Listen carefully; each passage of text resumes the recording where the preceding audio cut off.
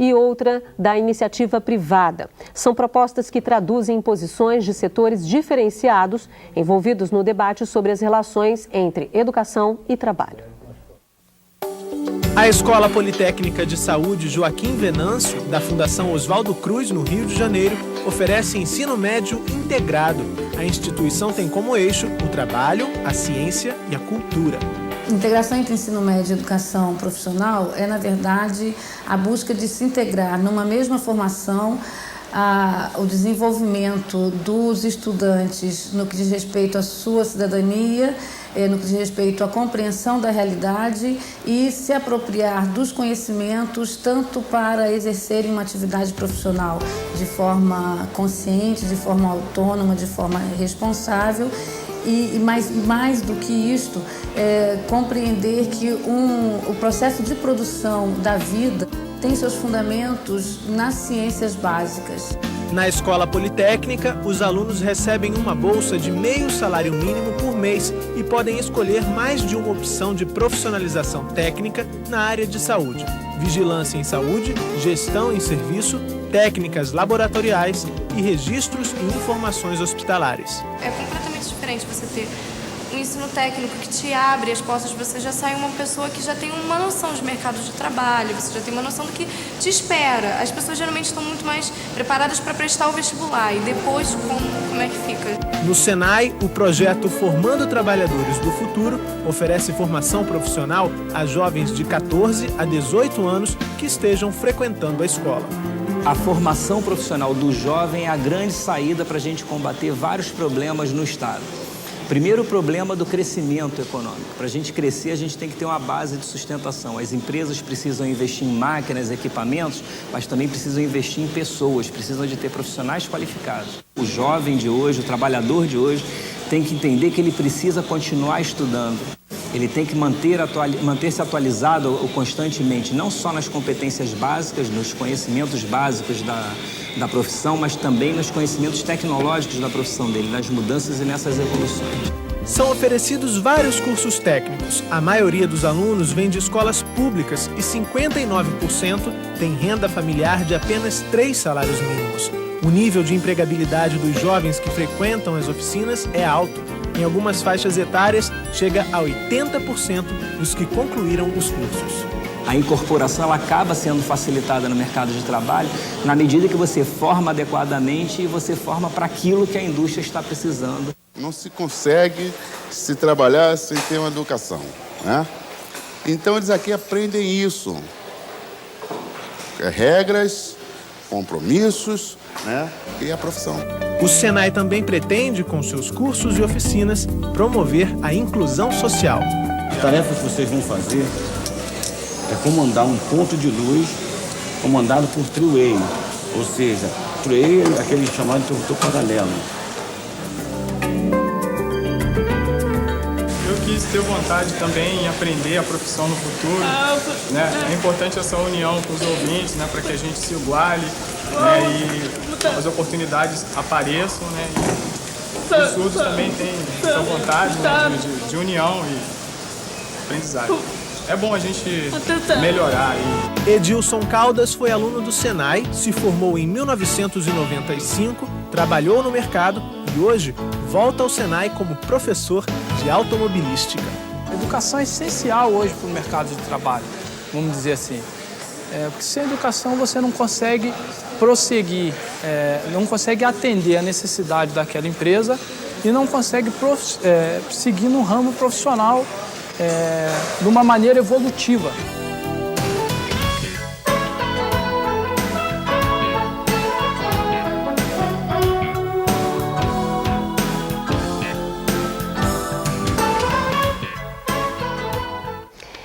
Professora Eunice, eu queria aproveitar esse vídeo e fazer a pergunta da Luciane Giongo. Ela é do SESC de Chapecó, em Santa Catarina. Quando converso com os meus alunos do ensino fundamental sobre seus sonhos, a maioria tem o mesmo sonho, trabalhar com carteira assinada ou fichado, como eles dizem. Ela pergunta: que expectativas podemos trabalhar com essas crianças, expectativas de futuro? crianças que já vivem a sofrida realidade do país. Quer dizer, há algum tempo você perguntava para a criança que sonhos ela tinha, quero ser astronauta, né? Enfim, várias profissões. Hoje ela já tem o sonho de ter uma carteira assinada, porque muitas vezes ela escuta isso nos seus próprios pais, né? Isso é uma realidade vivida pelos pais e que acaba influenciando o olhar dessas crianças. Como é que a escola discute essa relação de emprego, trabalho, renda com crianças do ensino fundamental, como diz aqui a Luciane?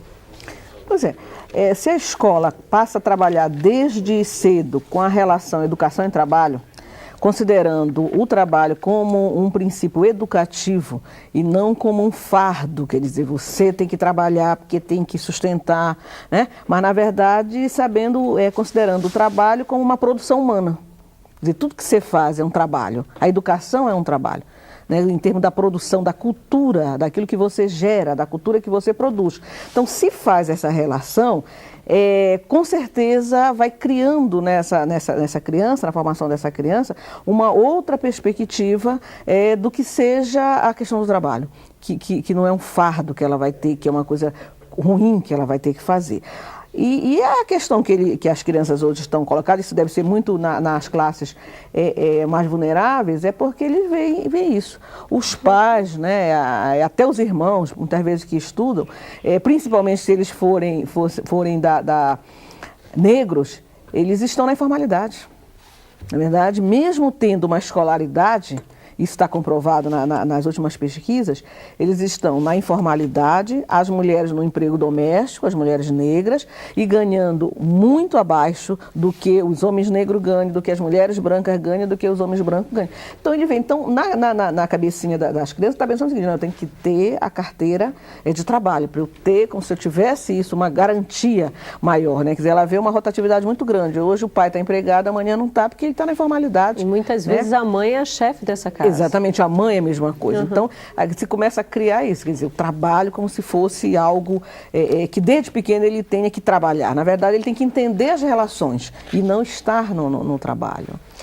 O James do Tocantins vai fazer a pergunta agora. Oi, James. Olá, Bárbara. Sou o professor James Aguiar Araújo, orientador de aprendizagem do teleposto Adolfo Bezerra de Menezes, em Araguaína, Tocantins. O atual modelo de desenvolvimento social e crescimento econômico praticado no Brasil não tem refletido significativamente para a grande massa trabalhadora, pois continuam vivendo abaixo da linha da pobreza. Pergunto aos especialistas sugestões de projetos que envolvam os vários setores da sociedade, praticados em outros países, que podem ser adaptados pelo nosso e, com isso, minimizar os problemas relacionados aos nossos indicadores. Boa noite e até a próxima. Até, James. Obrigada pela participação de hoje. Sebastião, você queria falar um pouco também sobre essa relação sobre a qualificação profissional. Eu acho que tem um tema você perguntou de outros países. Em maio de 2003 foi feito um documento chamado Carta do Recife, que juntou uma série de administrações, praticamente a cúpula do Ministério do Trabalho, recém-impossado, do Ministério da Educação, em Recife.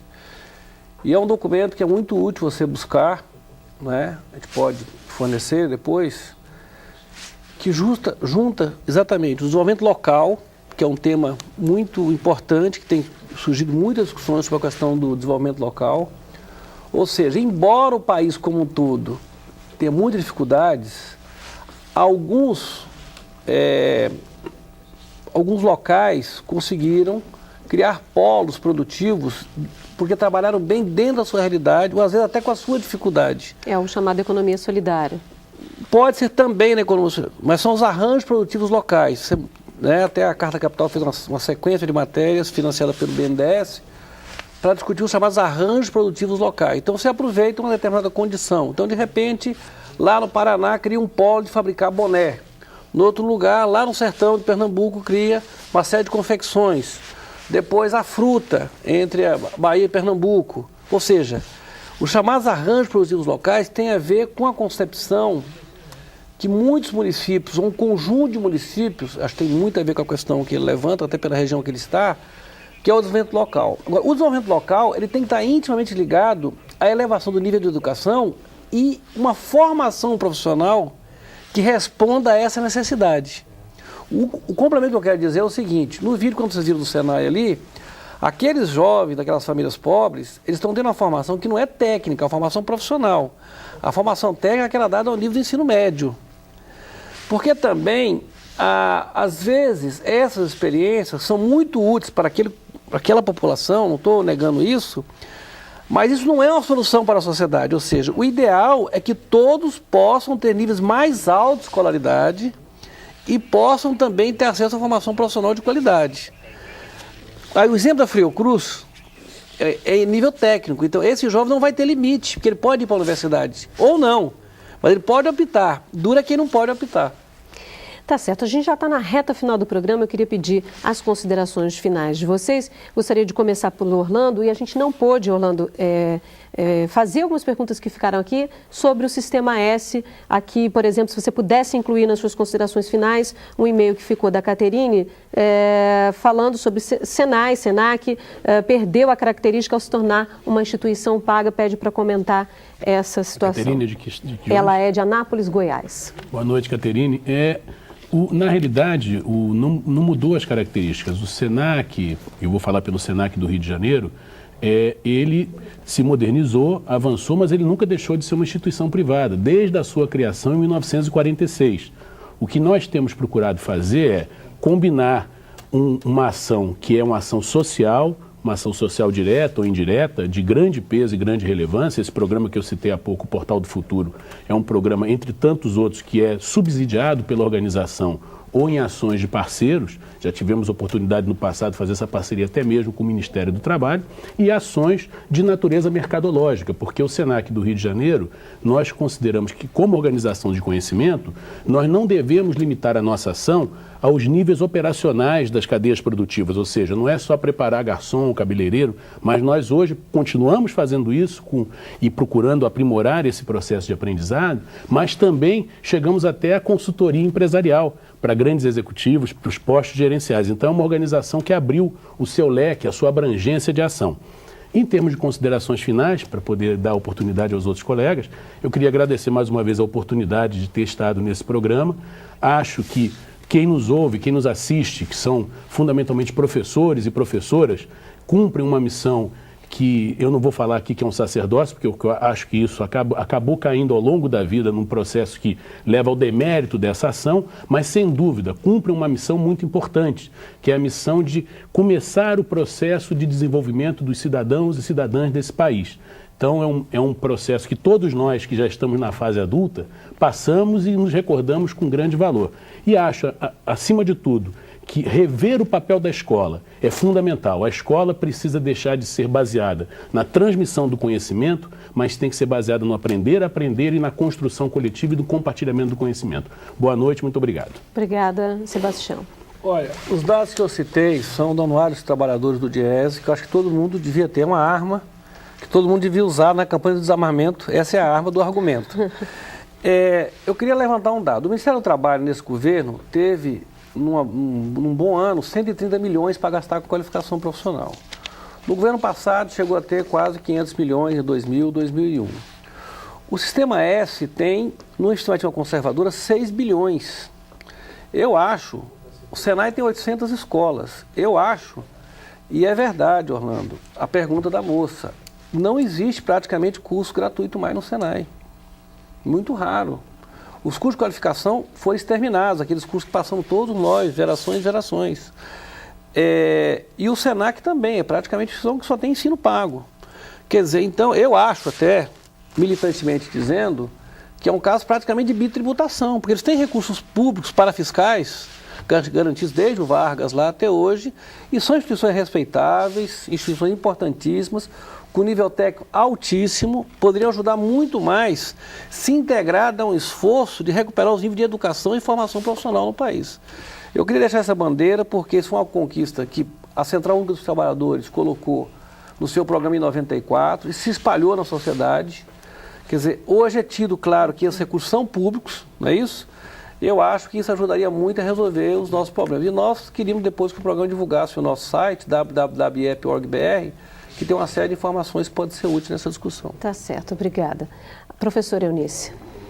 Eu gostaria também de agradecer, evidentemente, e dizer que o Plano Nacional de Qualificação, o PNQ, eu trouxe aqui os documentos, vocês encontram isso no nosso site, as diretrizes, a resolução, vários outros materiais da questão de gênero, de diálogo social, que nós temos, e a concepção que nós trabalhamos é a concepção de uma educação para a inclusão social, com a diminuição das desigualdades regionais muito grande nesse país, buscando essa articulação da escolaridade com a qualificação, entendendo como um princípio, o princípio educativo, né, o trabalho como princípio educativo, buscando considerar as diversidades existentes no país, né, de gênero, de raça, de classe, de geração, e dizer que a discussão do Plano Nacional de Qualificação, da Política Nacional de Qualificação, era uma perspectiva de construção social, onde nós possamos estar fazendo uma integração de todas as políticas, não só a política de qualificação e educação, mas principalmente com a política de desenvolvimento,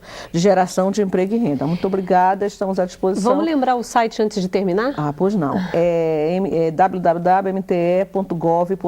Nós também temos um e-mail que a gente responde, que é Qualificacão, né, sem o tio e a cedilha, @mte.gov.br.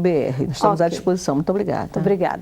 Bom, chegamos ao final de mais um Salto para o Futuro. Eu quero agradecer as presenças do Sebastião Lopes Neto, diretor do Centro Intercâmbio, Informações, Estudos e Pesquisas em São Paulo, do Orlando Tomé Cordeiro, superintendente de operações do Senac Rio, e da Eunice Léa de Moraes, coordenadora geral de qualificação da Secretaria de Políticas Públicas do Emprego do Ministério do Trabalho.